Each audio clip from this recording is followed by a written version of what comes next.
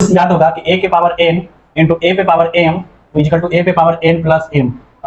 इस हिसाब से कितना हो जाएगा 256 का पावर क्या 0.16 प्लस 0.09, इसको लिख सकते हैं क्या 256 के पावर 0.25। इसको आप लिख सकते हैं 4 का पावर 4 हो जाएगा, ये हो जाएगा 0.25। इसको लिख सकते हैं हम 4 पे पावर 4 1/4। नहीं समझ में आया, हम इसको लिख सकते हैं 4 पे पावर 4 पावर पॉइंट को ऊपर ले जाएंगे, इसको लिख सकते हैं 100/25। कट गया, ये नहीं उल्टा 25/100 लिख सकते हैं। 25 से कट गया 4 बार में, तो हम क्या लिख सकते हैं 4 के पावर 4 1/4। इसको क्या लिख सकते हैं 4 पे पावर, ये दोनों मल्टीप्लाई हो जाएगा। रूल्स क्या है, a के पावर अगर n है और इसका पावर कोई m है, ये दोनों क्या हो जाता है a पे पावर m n हो जाएगा। तो इसके हिसाब से क्या हो जाएगा 4 × 1/4, 4 से 4 कट गया, फाइनली आंसर कितना आ गया 4 आ गया।